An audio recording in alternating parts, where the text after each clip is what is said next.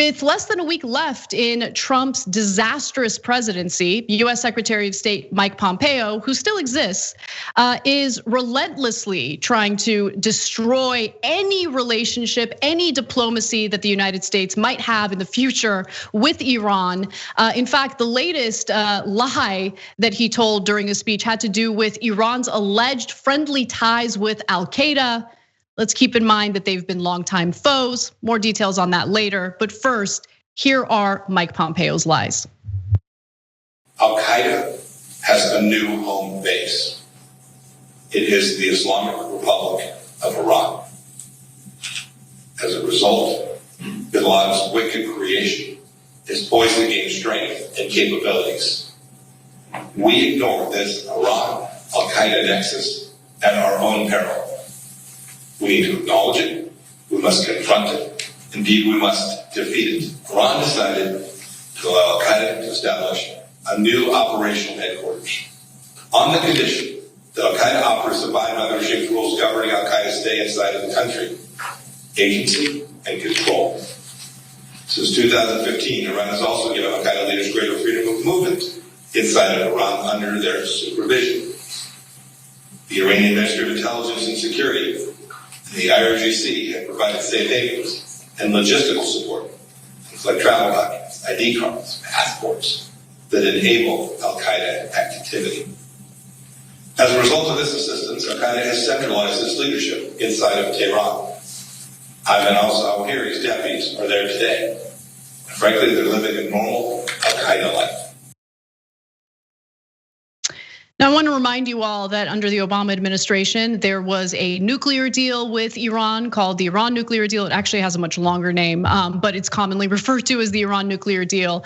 And that was actually one of Obama's important accomplishments because it took a more diplomatic approach that also included safeguards to ensure that Iran isn't building nuclear weapons. There were other European countries who played part in that negotiation and were part of the deal. And Trump just ripped it up. He ripped it up and then proceeded to essentially bring us to the brink of war with Iran. They did that by imposing punishing sanctions to curb, Tehran's alleged nuclear threat. They also assassinated Iran's top general, Qasem Soleimani, which put our troops in danger in the Middle East, by the way, because there were fears of instant retaliation, and they could still retaliate later in the future, which was just incredibly short-sighted by the Trump administration, but of course they don't care. The US also accused Iran of violating the Chemical Weapons Convention by supplying the late Libyan ruler Muammar Gaddafi with chemical weapons. That's one of the other recent allegations made by the Trump administration. But in all of these allegations, they have failed to provide a shred of evidence for what they're claiming. He made some strong statements about Al-Qaeda allegedly, now having a home base in Iran.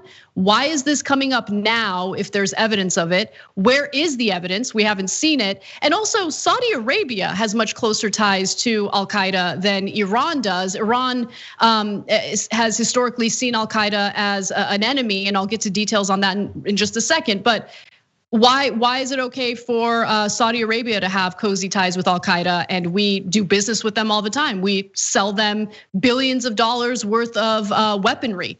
And that happened under the Trump administration. But anyway, there was a statement in response to these allegations by Iran's foreign ministry spokesman. He says this: from time to time, Iran's foes, the United States and Israel, try to shirk responsibility for the criminal acts of Al-Qaeda and other terrorist groups in the region and link Iran to such outfits by lying and leaking false information to the media. And look, I don't want anyone to get the impression that I'm trying to make Iran out to be like, oh, it's just such a peace-loving, friendly, government. No, I mean, they certainly do engage in proxy wars. They do fund groups like Hamas and Hezbollah. So I'm not trying to clear them of any wrongdoing. However, I do think it's much smarter to engage in this situation diplomatically and ensure that there are safeguards in place so you don't, escalate war with Iran or escalate war in the Middle East in general, which of course there is a profit motive behind that as well. And so I want to now go to a piece that Mehdi Hasan wrote in the New York Times back in 2017. This was after the Iran nuclear deal was thrown out the window by the Trump administration. And here's what he had to write.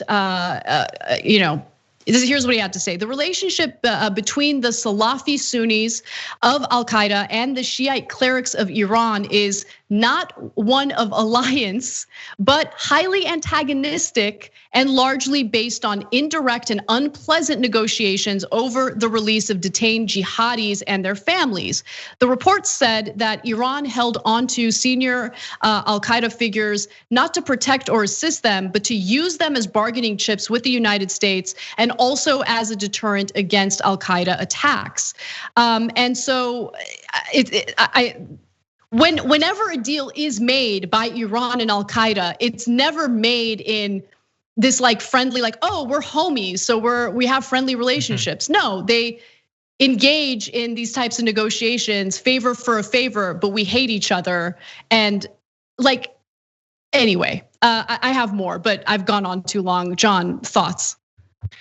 Yeah, no, I think that you very well summed up our current relationship with the different states involved in all of this and why. What I'm curious about, so I have some thoughts about Biden, which maybe we can get to. But first of all, with Mike Pompeo doing it and doing it with a week to go, one would assume that if a week isn't enough to impeach a president, a week isn't enough to prosecute a war. So why? I mean, unless he thought the idea was he could do something to get it started while he still has the ability to do so. If it's not that, is it just sending a signal with the position that he has, knowing that Mike Pompeo is a guy who thinks he's gonna run for president in 4 years or whatever? Why do you think that Mike Pompeo, like we know the substance of why they would be doing this if they were gonna remain in power, but since they're not going to have influence over this in less than 2 weeks, why is Mike Pompeo doing this right now? I mean, at this point, we're speculating, so I want to be clear with the audience about that. But my speculation is that there was some threat regarding the Trump administration launching some sort of military strike against Iran, and that would be, this last-ditch effort to try to remain in power. I didn't think that would necessarily work, but I genuinely did feel that threat existed. Now, with everything that's happened in the Capitol, with these insurrectionists rioting and breaching the Capitol building, I don't think that it's likely that they're going to do that. But who knows? I mean, Trump is a giant threat. Not only to the safety of this country, but when it comes to international relations, when it comes to foreign policy, he shoots from the hip. He goes from, antagonizing people like Kim Jong-un and then bragging about how they write love letters to one another and they fell in love. You just don't know what he's gonna do. The only thing I know about Trump and his administration is that they're self-serving, self-dealing, and only think about themselves whenever they make these types of decisions, even if it means that people will get hurt in the process. So that's what I was speculating. I really don't know at this point what Pompeo's motivations really are. But what I do know is that he's not being honest with the American people. Yeah, I mean, I would have assumed that if you hadn't told me what the story's about yet. But yeah, you're right. You're right. So going forward, is this potentially one of the areas where, like we think Biden being the guy, his attachment to the Biden administration, that gives us, or the Obama administration, that gives us a lot of pause about his willingness to do a number of different things, including overall his philosophy of dealing with the Republicans. But is it possible that from the point of view of the Iranians, or anyone, any foreign country for which our relationship has degraded, which is I think all of them, that Biden being the one helps to more quickly go back to the state of our relationship back under Obama, that Biden had been involved in that, he's bringing in some of the people who've been involved in that. Like if you wanted to get back to the Iran nuclear accords, it seems like a pretty quick shortcut to it, knowing that they don't have to deal with Pete Buttigieg or whatever, like God only knows what he's gonna do, or whoever, Beto, I don't know, that it's gonna be a guy who was actually involved in the process last time and hasn't given me any specific reason to believe, to assume that he wouldn't work towards it again. Yeah, I think Biden would want to work toward it again. But the issue here is, and it goes beyond Iran, by the way. It has sent this message to the international community that any type of negotiation or deal made with the United States is fluid and subject to change depending on which administration is in power. So that might persuade Iran to avoid, diplomatic relationships or renegotiating or engaging in the Iran nuclear deal again. But I do think that it's in their best interest to do that because the sanctions. I mean, the sanctions. It is an act of war. I mean, when you look at. Look, say what you want to say, and I think it's legitimate to criticize the clerics in Iran and what they engage in with their own foreign policy. But the people of Iran have suffered tremendously as a result of these sanctions in the middle of a pandemic. Right, just difficulty getting the basics to their country to treat people who have gotten sick. So many people have died. It's just it's wrong, and I don't think that it makes sense to move forward with these sanctions. So who knows? Maybe as a result of those sanctions, they'll be willing to engage in diplomatic talks with Biden, and I'm hoping that happens because I don't want an escalation of war. I don't think that there's any appetite for an escalation of war among the American people either. So we'll keep our eye on the story and fill you in as we learn more. But Pompeo is a complete and utter disaster. Thanks for watching The Young Turks. Really appreciate it. Another way to show support is through YouTube memberships. You'll get to interact with us more. There's live chat emojis, badges. You've got emojis of me, Anna, John, JR. So those are super fun. But you also get playback of our exclusive member-only shows and specials right after they air. So all of that, all you gotta do is click that join button right underneath the video. Thank you.